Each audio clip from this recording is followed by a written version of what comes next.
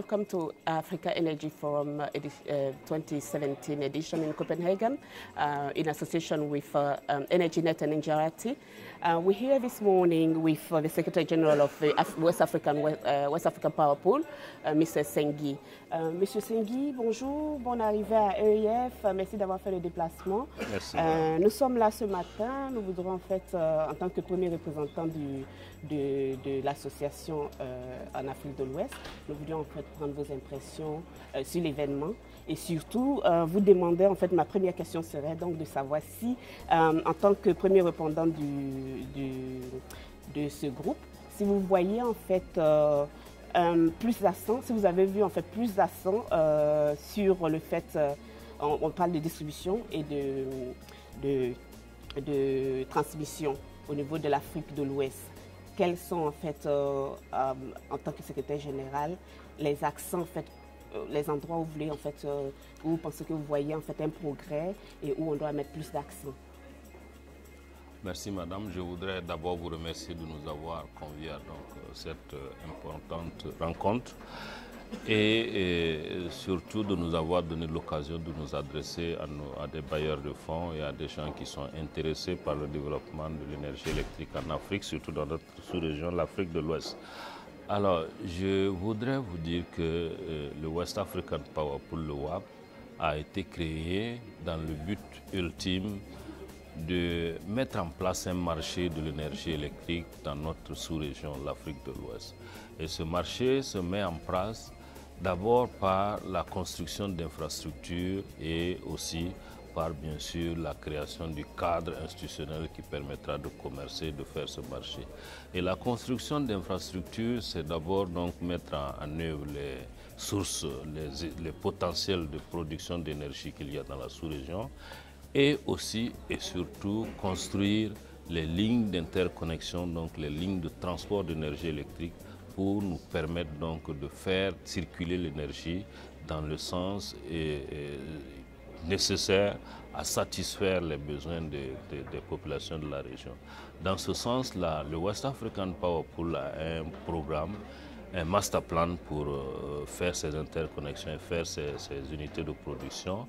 Et nous avons également un business plan qui nous permet de vous dire aujourd'hui qu'à l'horizon fin 2019, nous allons finir d'interconnecter les 14 pays continentaux de l'Afrique de l'Ouest. C'est-à-dire que tous les 14 pays dans le continent de l'Afrique de l'Ouest seront totalement interconnectés en 2019, suivant le planning, le programme que nous sommes en train de mettre en œuvre.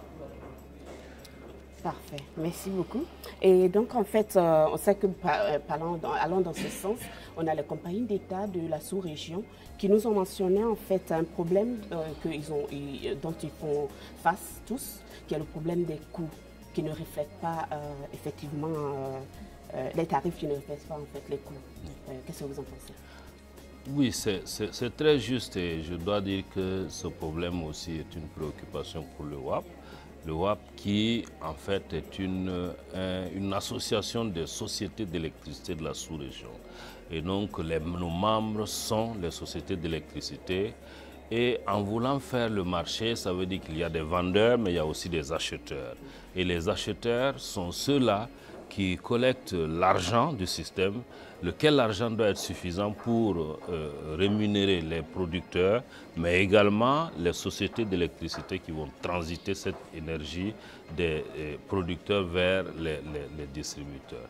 Alors, quand les distributeurs vous disent que les tarifs qu'ils pratiquent sur le terrain ne leur permet pas de payer donc les autres acteurs de la chaîne, c'est donc un problème important parce que si ce problème n'est pas résolu, il ne peut pas avoir de commerce. Si je suis producteur et que mon client qui est un distributeur me dit à la fin du mois, je ne peux pas te payer, vous êtes certain que demain je ne produirai pas. Même si je veux bien, je ne pourrai pas parce que je n'aurai pas la surface financière pour le faire.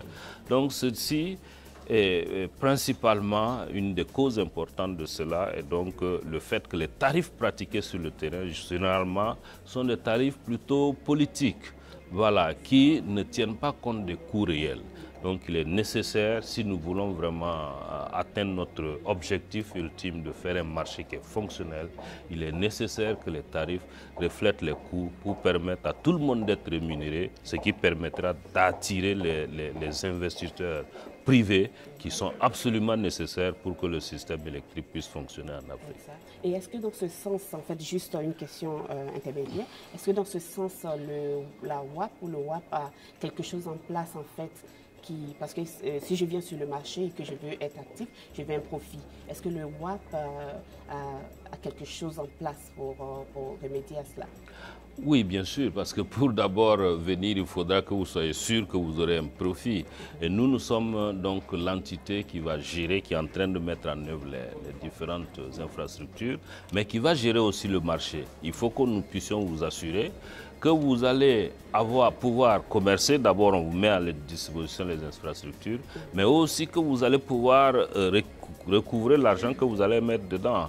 Donc, c'est sûr, par rapport à cette question des tarifs-là, il va falloir qu'on le remonte au niveau des politiques, de telle sorte qu'au niveau de chaque pays, qu'on comprenne bien que la grille tarifaire qui sera appliquée à la clientèle permette bien à la société en fait de pouvoir recouvrer ses coûts. Là où il y a des difficultés, on peut avoir le système de subvention au niveau des États qui puisse permettre donc en fait que les coûts soient respectés. On ne demande pas que ces sociétés-là soient largement bénéficiaires, mais au moins qu'elles puissent avoir quand même l'argent qu'elles ont investi. C'est ça. Et ça, le WAP va se charger de porter cette affaire avec la régulation. Vous savez qu'au niveau du système de la CEDEAO, il y a non seulement le WAP pour le commerce de l'électricité, le transport, la production, le transport de l'électricité, mais il y a aussi un régulateur qui normalement doit regarder cette question des coûts et permettre à tous les acteurs en fait de rentrer dans leurs fonds investis. Donc avec le régulateur, ce problème sera porté donc au niveau des politiques. Merci beaucoup. Et en dehors en fait de ces problèmes qu'on a relevés tantôt, est-ce que vous pensez qu'il y a d'autres domaines sur lesquels vous pouvez en fait sur lesquels on doit se concentrer, d'autres points qui pourraient aussi être peut-être problématiques aussi, sur lesquels on doit oui, absolument, Madame Assam. Je crois qu'il y a deux problèmes essentiels, dont le premier que nous venons d'aborder. Le second est en fait la déperdition d'énergie dans les réseaux, ce que nous appelons les pertes, ou si vous voulez, l'efficacité des systèmes électriques. Alors ça aussi c'est un problème. Comment peut-on traduire cela? Si vous produisez par exemple 100, vous produisez 100, vous êtes producteur, vous produisez 100, vous aimeriez bien que les 100 arrivent à votre client, que vous puissiez les facturer au client final. Mais le système électrique est tel que naturellement, il y a des pertes. Vous n'aurez pas les 100, vous aurez peut-être 98, 99 ou moins. Et ce qui est perdu est perdu. Malheureusement, l'efficacité de certains réseaux est telle que sur les 100, vous avez même 50 ou 55 seulement qui arrivent au client qui doit payer. C'est ça, parce que le taux de perte est très élevé. J'ai fait des pays, j'ai vu des cas où on a 40% de taux de perte. C'est trop élevé. C'est comme si, en fait, on jetait de l'argent par la fenêtre. Ça aussi, c'est un problème et nous avons déjà au niveau du WAP commencé à l'aborder en faisant des programmes pour former les acteurs du système électrique, surtout au niveau de la distribution, de telle sorte qu'ils puissent concevoir et mettre en œuvre des réseaux qui soient efficients, qui aient donc un niveau d'efficacité élevé, un niveau de rendement élevé pour éviter qu'on ait une trop grande déperdition de l'énergie électrique. Donc ça, comme je le dis, c'est le deuxième volet. Et ces deux volets ensemble, tarifs reflétant le coût et taux de perte minimisés, devraient nous permettre d'avoir des sociétés de distribution qui aient une surface financière suffisante, qui ait donc un taux un niveau d'efficacité élevé au niveau technique, c'est vrai, mais aussi au niveau financier.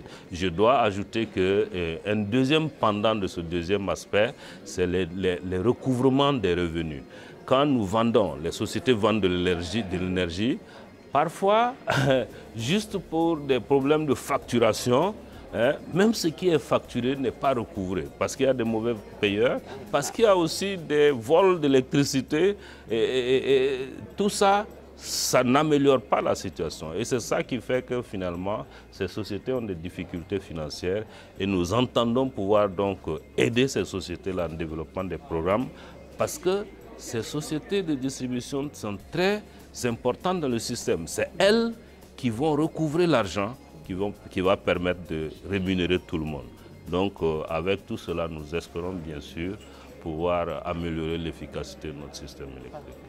Merci beaucoup. Vraiment, on a été très ravis de vous recevoir. Merci. C'est le dernier jour de l'événement. Vraiment, merci d'être venu et on vous dira bon retour au Bénin. Et on espère vous revoir encore pour un autre Africa Energy Forum. Merci. Merci bien, madame. Merci.